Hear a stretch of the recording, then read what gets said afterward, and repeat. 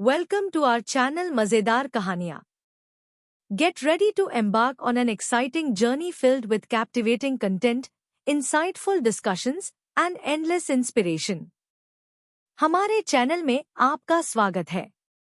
रोमांचक कंटेंट, ज्ञानवर्धक चर्चाओं और अंतहीन प्रेरणा से भरी एक शानदार यात्रा के लिए तैयार हो जाइए. प्रिया अपने कमरे में लेटी हुई थी, तभी उसका फोन बजा. प्रिया ने देखा उसके घर से कॉल था. प्रिया ने कॉल पिक किया तो उसे दूसरी तरफ से तान्या के रोने की आवाज सुनाई दी. वो एकदम झटके से उठकर बैठ गई. उसने डरते हुए पूछा, क्या हुआ? तान्या, तू रो क्यों रही है? सब ठीक है ना पापा? वो इससे आगे कुछ नहीं बोल पाई. तब तान्या ने रोते हुए कहा, दीदी, पापा की तबीयत अचानक से बहुत खराब हो गई है. डॉक्टर ने उन्हें तुरंत हॉस्पिटल में एडमिट करने के लिए कहा है. बट एडमिट करने के लिए हॉस्पिटल में पैसे डिपॉजिट करने होंगे और इस समय इतने पैसे नहीं हैं.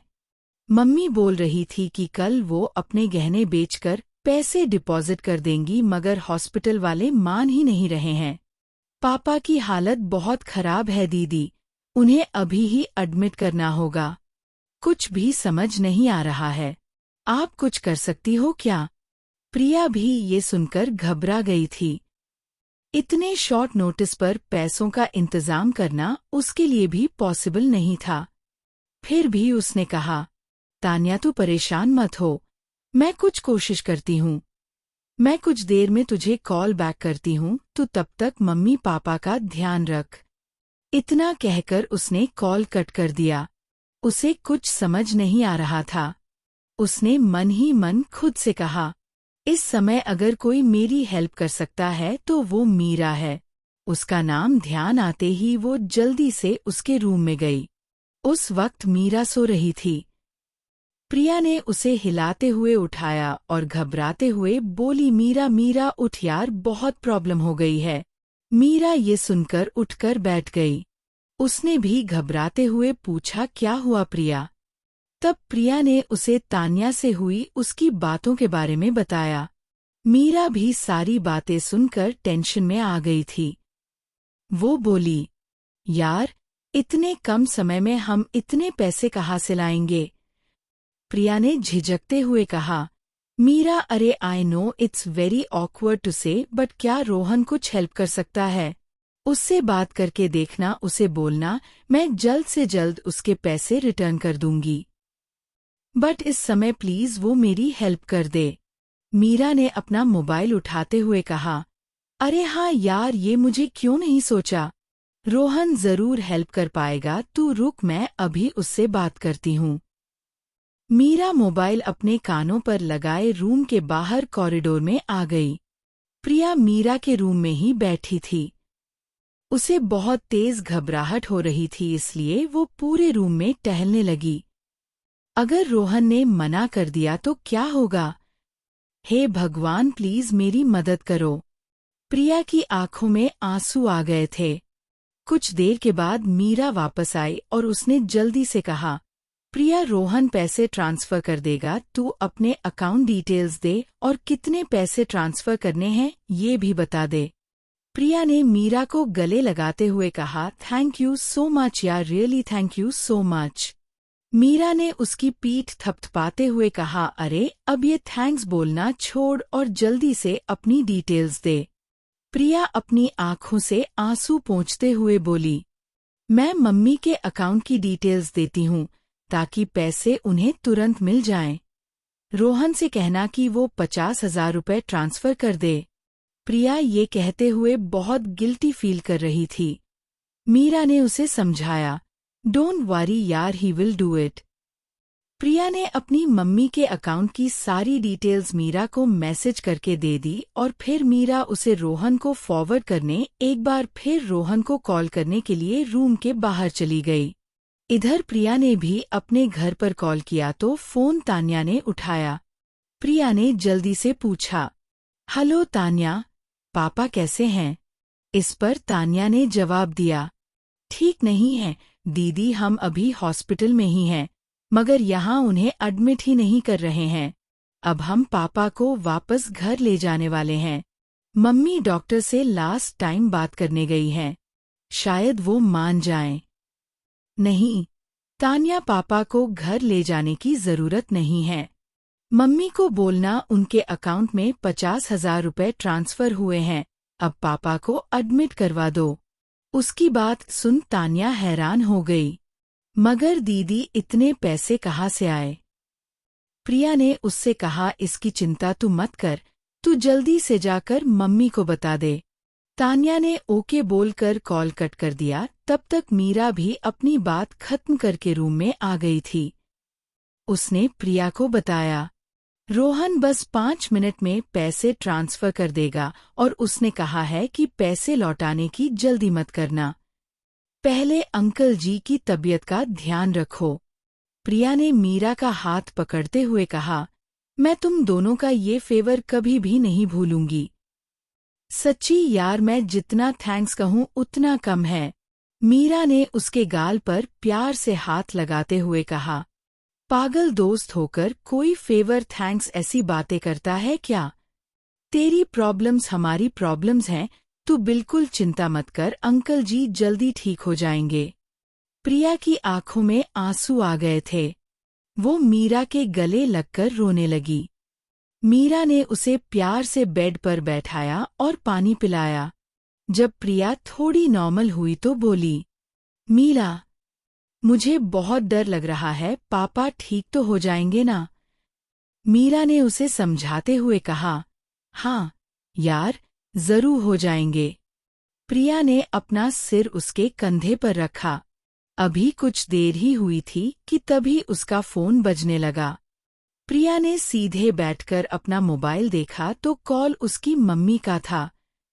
प्रिया ने कॉल उठाते ही पूछा, क्या हुआ मम्मी, पापा को एडमिट कर लिया ना? हाँ, पापा कैसे हैं?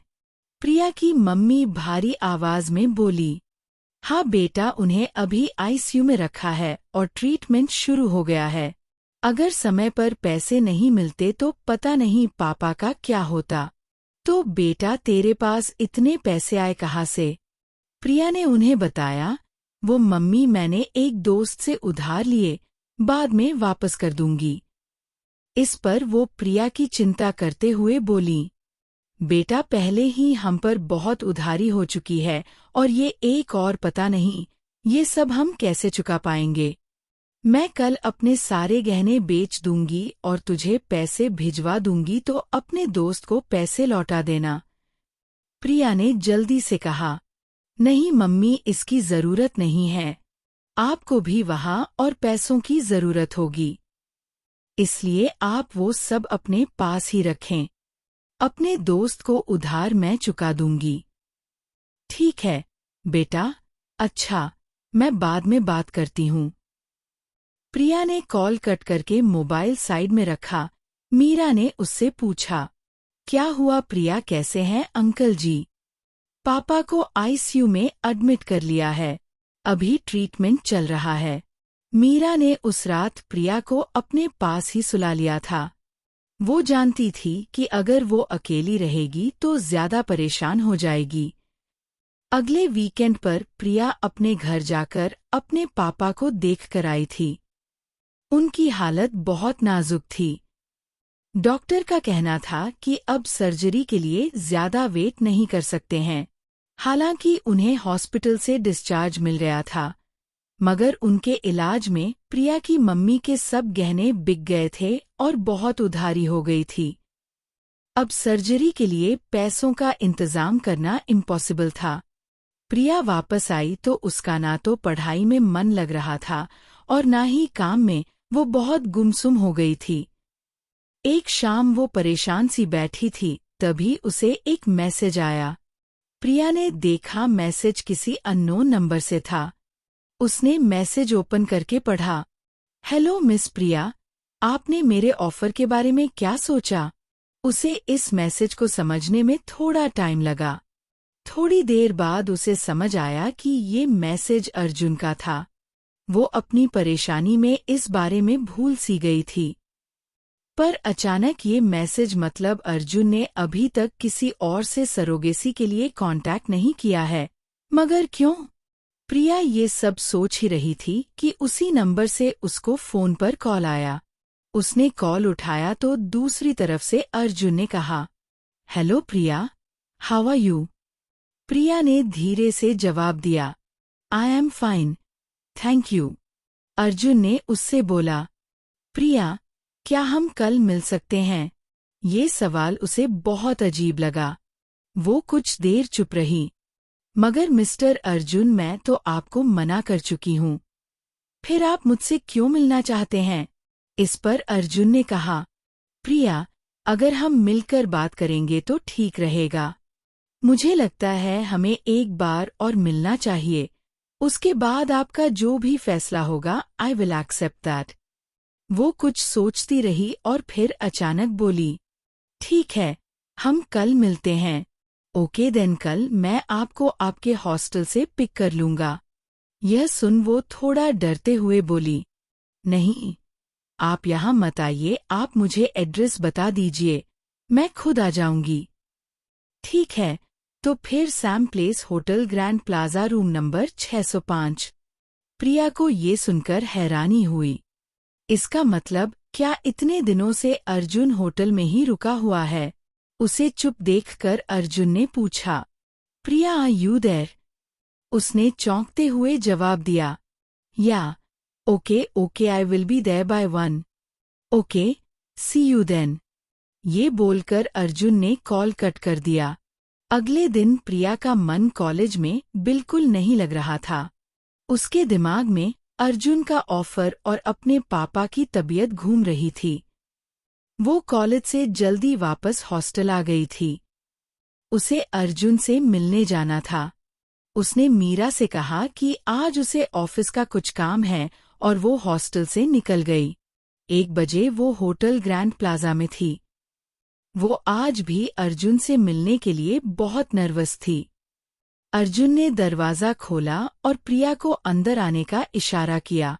आज वहां जेनी नहीं थी। अर्जुन ने आज भी सूट पहना हुआ था और आज भी वो उतना ही हैंडसम लग रहा था जितना कि उस दिन लग रहा था। प्रिया कुछ देर तक उसे यूं ही निहारती रही। उसने मन ही मन खुद से कहा, भगवान ने भी कितनी फुर्सत से इसे बनाया है ना। अर्जुन ने उसे बैठने के लिए कहा और खुद भी सामने की तरफ बैठ गया। उसने पूछा, आप कुछ लेंगी, चाय या कॉफी? प्रिया ने उस दिन वाली चाय को याद करते हुए जल्दी से कहा, नहीं, मुझे सिर्फ पानी पीना है। अर्जुन ने मुस्कुराते हुए फ्रिज से पानी की छोटी सी बोतल निकाली और उसे दे दी। प्रिया ने पानी पिया। उसके बाद उसने उससे पूछा, तो कहिए मिस्टर अर्जुन, आपने मुझे यहाँ क्यों बुलाया है? इस पर अर्जुन ने उससे बोला, first of all, you can call मी अर्जुन, ये मिस्टर अर्जुन की कोई जरूरत नहीं है। एंड सेकेंडली, मैंने आपको इसलिए बुलाया है क्योंकि आपने मेरे ऑफर का कोई जवाब नहीं दिया था, तो सोचा कि मैं खुद ही आपसे पूछ लेता हूँ। वैसे भी मुझे ना सुनना पसंद नहीं है। अर्जुन का ये स्टेटमेंट प्रिया को फुल ऑफ एरोगेंस लगा। अर्जुन का ऐसा कहना उसे बहुत बुरा लग रहा था। उसने अपने कंधे ऊपर करते हुए कहा, मगर मैंने तो आपको मना कर दिया था ना। फिर आप मेरे जवाब का वेट क्यों कर रहे थे? अर्जुन ने मुस्कुराते हुए कहा, प्रिया आपकी ना उतनी स्ट्रांग नहीं थी जिस पर मैं यकीन कर लेता। मुझे लगा था कि आप सोचने के लिए टाइम वांट करती हैं। देखिए मिस्टर अर्जुन, मेरे लिए ना का मतलब नहीं है। अगर मुझे सोचने के लिए टाइम चाहिए होता तो मैं आपसे वैसा कह देती, बट मैं ये नहीं कर सकती।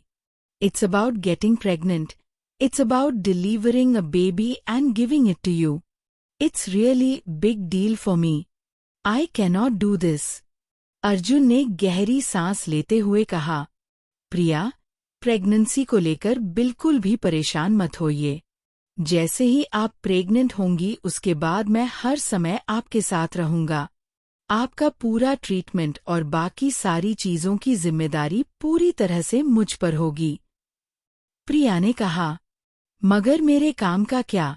मैं प्रेगनेंसी की हालत में ऑफिस नहीं जा पाऊंगी।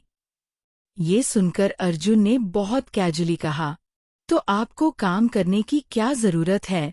आप अपना काम छोड़ दीजिए। उसके इस जवाब पर वो थोड़ा गुस्से से बोली, अर्जुन, जो मैं आपके लिए करने वाली हूँ वो सिर्फ 1 साल की बात है, पर मुझे उसके बाद की लाइफ के बारे में भी तो सोचना है। अर्जुन ने थोड़ी बेचैनी से कहा, आप उसकी चिंता मत कीजिए। अगर आप चाहेंगी तो मैं आपको एक अच्छी जॉब दिलाने में पूरी हेल्प करूंगा। आपकी लॉ फील्ड में मेरी बहुत पहचान है। प्रिया ये सुनकर थोड़ी देर के लिए खामोश हो गई। फिर वो बोली, अर्जुन, मुझे सच में समझ नहीं आ रहा है कि आप मुझे इतना फोर्स क्यों कर रहे हैं, जबकि आप आसानी से किसी और को इसके लिए हायर कर सकते हैं। इस बार अर्जुन थोड़ा गुस्से से बोला, मैं इसका जवाब पहले भी दे चुका हूँ। मैं ऐसे ही किसी को भी इस काम के लिए नहीं चुन सकता। You are just like the girl I want for this purpose. ये मेरे बच्चे का सवाल है, मैं किसी भी चीज के साथ कॉम्प्रोमाइज नहीं कर सकता। प्रिया ने थोड़ा डरते हुए पूछा, मगर आप ये बेबी चाहते क्यों हैं? आपको देखकर लगता है कि जैसे आप कोई बिजनेसमैन हैं, शायद बहुत बिजी रहते होंगे। फिर आप बेबी को मैनेज कैसे करेंगे? अर्जुन का चेहरा गुस्से से लाल हो गया था। प्रिया को लगा शायद वो ज्यादा बोल गई है और अब उसे जवाब में it's none of your business सुनने को मिलेगा। मगर अर्जुन ने कहा, प्रिया, मैं आपसे पहले भी बोल चुका हूँ कि मुझे किसी सवाल का जवाब देना पसंद नहीं है। I hate questions. फिर प्रिया ने भी थोड़ी तेज आवाज में कहा, oh really, you hate questions but you keep on asking questions to me about everything. Arjun ने धीरे से कहा, that is your job to answer. Anyway, all I can say to you is मुझे जिंदगी में एक मकसद चाहिए और मुझे लगता है कि एक बच्चे से ज्यादा बेहतर मकसद जिंदगी में और कोई नहीं होता। प्रिया को उसकी ये बात कुछ समझ नहीं आई। वो चुप बैठी रही। कुछ सेकंड की खामोशी के बाद अर्जुन ने उससे कहा, प्रिया, आपको पैसों की जरूरत है और मुझे आपकी। मैं आपकी हर तरह से हेल्प करने के लिए तैयार हूँ।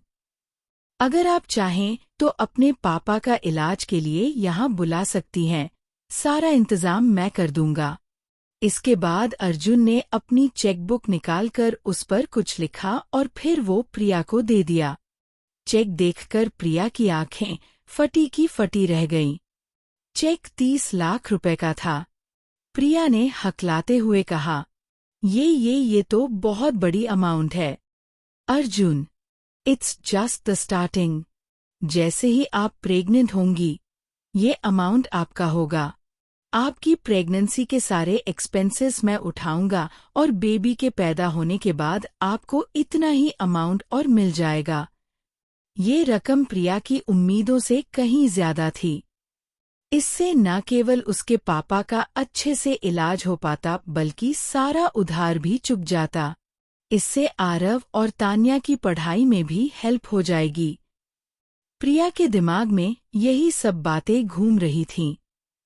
कुछ देर सोचने के बाद प्रिया ने धीरे से कहा, ठीक है अर्जुन, मैं इसके लिए तैयार हूँ। I am ready. अगर इस एपिसोड ने आपके दिल को छुआ हो तो अभी सब्सक्राइब करें। आगे की कहानी बहुत जल्द आने वाली है। वीडियो देखने के लिए बहुत बहुत धन्यवाद। अगर आपको यह कहानी पसंद आई हो तो लाइक, शेयर और सब्सक्राइब करना बिल्कुल न भूलें। मिलते हैं अगले वीडियो में।